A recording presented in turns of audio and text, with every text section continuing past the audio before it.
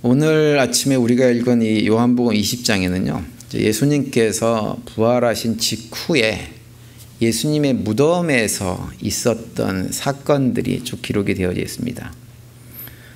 예수님께서 십자가에서 이제 금요일 날 돌아가신 직후에 그 아리마대 요셉이라고 하는 사람이 빌라도에게 예수님의 시신을 내어달라고 요청을 하죠. 그래서 시신을 넘겨받아가지고 니고데모라고 하는 사람과 함께 예수님의 시신을 그 골고다 근처 동산에 있는 아직 아무도 장사를 지내본 적이 없는 무덤에다가 안치를 합니다. 이제 그날이 금요일 날 오후 늦게였어요.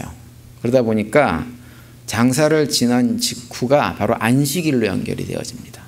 그래서 토요일 날 같은 경우는 이제 안식일이기 때문에 전혀 아무도 그 무덤에 방문을 못했고, 이제 안식일이 끝난 토요일 저녁은 이미 해가 졌기 때문에요. 또 그때도 아무도 무덤에 찾아가지를 못합니다. 그리고 나서 다음 날 아침, 오늘날 우리식으로 얘기하면 이제 주일날 아침이 되죠. 주일날 새벽 일찍이 막달라 마리아가 예수님의 무덤에 방문을 합니다. 그것이 이제 오늘 그 본문 앞에 20장 1절에 보면 이렇게 언급을 하고 있어요. 안식 후 첫날 일찍이 아직 어두울 때 막달라 마리아가 무덤에 와서 돌이 무덤에서 옮겨진 것을 보고 라고 말씀이 시작되어집니다. 여기서 안식 후 첫날이라고 하는 것은 뭐냐면 오늘날로 치면 주일 새벽을 말하는 거예요. 주일 새벽 일찍이를. 요한복음 20장에 보면 그 예수님께서 부활하신 아침에 예수님의 무덤에 찾아갔던 몇몇 사람들이 소개되어집니다. 1절에 보시면 막달라 마리아가 응대고 있고, 그 후에 예수님의 제자 베드로가 무덤에 방문한 것으로 되어 있고, 이름이 구체적으로 언급되어져 있지는 않지만 우리가 요한으로 알려진 또 다른 제자가 방문을 하죠.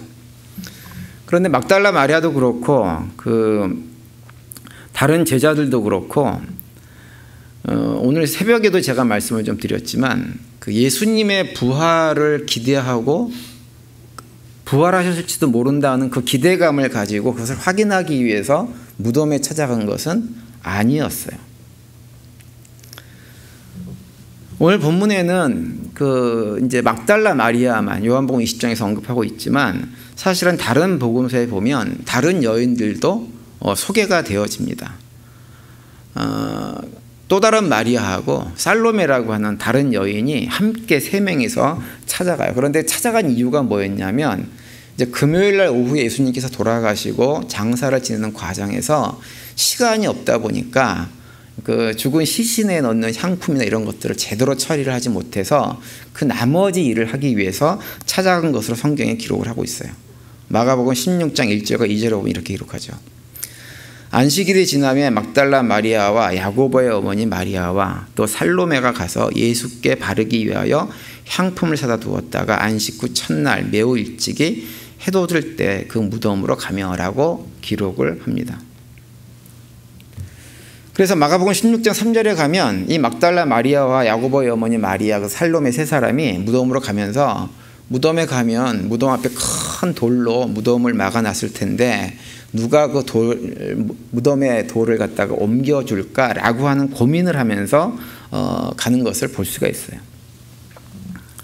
그걸 알 수 있는 것은 뭐냐면 이 세 사람이 예수님께서 부활하시는 것을 기대하고 갖지 않았다고 하는 것을 단적으로 보여주는 것입니다. 그 세 여인 말고 앞에서 언급한 제자 베드로나 요한도 마찬가지입니다. 베드로와 요한 같은 경우는 막달라 마리아한테 어떤 소식을 듣냐면 무덤에 가봤더니 예수님의 시신이 사라졌어요 라고 하는 소식을 들어요. 그 얘기를 듣고 베드로와 요한이 무덤으로 달려갑니다. 그런데 제자 베드로와 요한도 예수님께서 부활하셨을 거야 라고 하는 기대감을 가지고 무덤으로 찾아간 것은 아니었어요. 그래서 나중에 보면 제자 베드로와 요한이 예수님의 빈 무덤만 확인하고 부활했을 거라는 기대감은 전혀 하지 못하고 걱정하면서 그냥 집으로 돌아가 버립니다. 새벽에도 제가 잠깐 말씀을 드렸지만 사실은 우리가 예수님께서 복음서를 보면 본인이 죽었다가 3일 만에 부활할 것이라는 얘기를 여러 번 말씀하셨지만 사실은 부활이라고 하는 것이 쉽게 믿어지는 것이 아닙니다. 정말 그런 일이 벌어질까? 그걸 기대할 수가 없는 거죠. 그래서 그걸 기대했다는 자체가 무리예요. 우리가 만약 그 세 사람한테 예수님께서 말씀하신 대로 부활할 것을 기대하고 갔어야지 어떻게 그렇게 할 수 있느냐라고 얘기를 할 수가 없습니다. 그래서 오늘 본문 앞에 9절과 10절에 보면 이렇게 기록이 됩니다. 그들은 성경에 그가 죽은 자 가운데서 다시 살아나야 하리라 하신 말씀을 아직 알지 못하더라. 이에 두 제자가 자기들의 집으로 돌아가니라. 이렇게 언급을 하고 있어요. 예수님의 무덤이 비어 있다고 하는 것을 확인했어요. 확인했지만 어떤 생각을 하냐면 누가 예수님의 시신을 훔쳐갔을 것이다 라고 생각을 하지 예수님께서 부활하셨을까라고 생각하는 것은 당시로서는 불가능했다고 하는 거예요. 그런데 오늘 본문에 보면 본문에 등장하는 사람들이 예수님의 부활을 믿고 부활을 확인하기 위해서 무덤에 간 것은 아니었지만 그 사람들이 보면 처음에 다 부활을 전혀 기대하지 않고 갔다가 마지막에 그들이 경험한 것은 서로 좀 달랐다고 하는 거예요. 어떻게 달랐느냐? 베드로와 요한은 전혀 부활하신 예수님을 그 자리에서 만나지 못했지만 마리아는 막달라 마리아는 결국은 그 무덤에서 부활하신 예수님을 만나게 됩니다. 오늘 보면 16절에 보시면 이렇게 되어 있죠. 예수께서 마리아야 하시거늘 마리아가 돌이켜 히브리 말로 라보니 하니 이는 선생님이라는 말이라 이렇게 기록을 하고 있어요.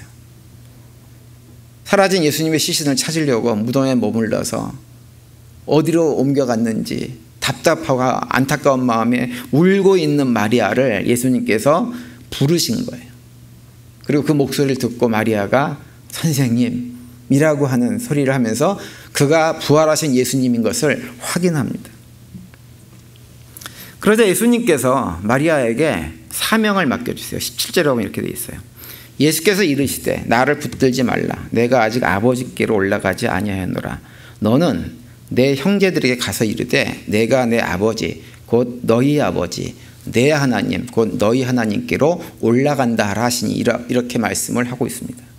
여기서 내 형제들에게 가라는 얘기는 누구냐면 바로 예수님의 제자들에게 가서 예수님께서 부활하셨다는 것과 아직은 예수님께서 아버지께로 올라가지 않았다는 사실을 가서 증거하라라고 예수님께서 마리아에게 말씀을 하셨다고 하는 거예요. 그러자 18절에 이렇게 기록합니다. 막달라 마리아가 가서 제자들에게 내가 주를 보았다 하고 또 주께서 자기에게 이렇게 말씀하셨다 이르니라 이렇게 기록을 하고 있어요. 여러분 우리 기독교 역사 속에서 예수님의 부활을요 가장 먼저 최초로 전했던 그 전도자가 막달라 마리아였다는 사실을 여러분 알고 계십니까?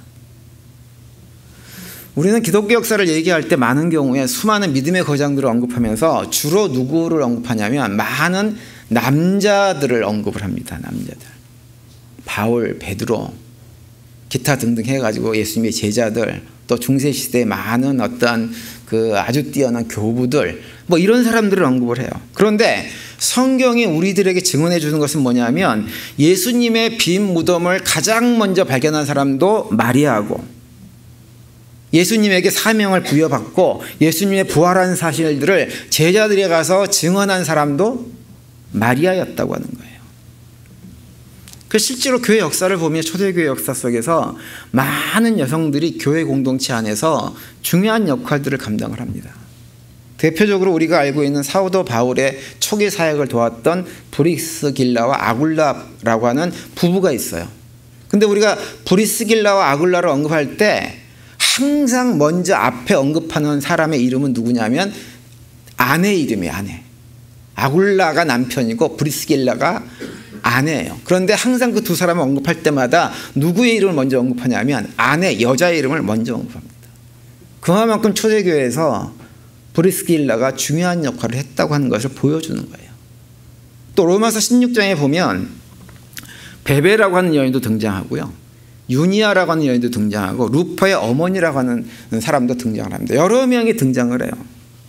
그래서 예수 그리스도의 십자가의 고난과 죽음과 부활을 전하고 처음 초대교회가 막 성장하고 부흥하는 과정 속에서 여성들이 교회 공동체 안에서 굉장히 중요한 역할을 했습니다. 그리고 오늘 본문에 나와 있는 막달라 마리아는 그 많은 여성 일꾼들 가운데 사역자들의 출발점이 된 여인이 막달라 마리아입니다.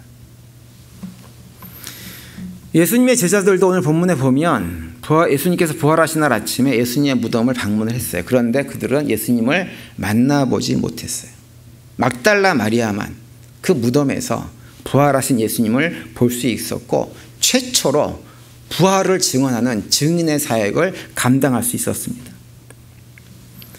사실 내용을 가만히 놓고 보면 막달라 마리아나 제자들이나 처음에 예수님 무덤을 찾아간 이유는 큰 차이가 없어요. 그들 누구도 예수님께서 부활하셨을 거라고 하는 것을 기대하고 찾아간 것은 아니었어요. 그런데 그런 출발은 똑같았지만 결과는 달랐어요.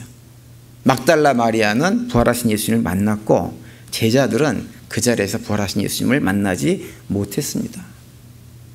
여러분, 그 차이가 어디에서 오는 것일까요? 오늘 본문에 보면 특징이 한 가지 있어요. 그건 뭐냐면 베드로와 제자들은 빈 무덤만 확인하고 그냥 집으로 돌아갔어요. 돌아가 버렸어요. 그런데 막달라 마리아는 끝까지 무덤에 머물러서 주님을 찾았다고 하는 거예요. 오늘 보면 바로 앞에 10절에 보면 그 내용을 언급합니다. 이에 두 제자가 자기들의 집으로 돌아가니라 이렇게 되어 있습니다. 여기서 자기들의 집이라고 하는 것은 무엇이냐면 예수님께서 성금요일에 십자가에서 돌아가실 때 예수님을 피해서 도망쳐가지고 제자들끼리 꽁꽁 숨어서 숨어있던 바로 그 자리를 말하는 거예요.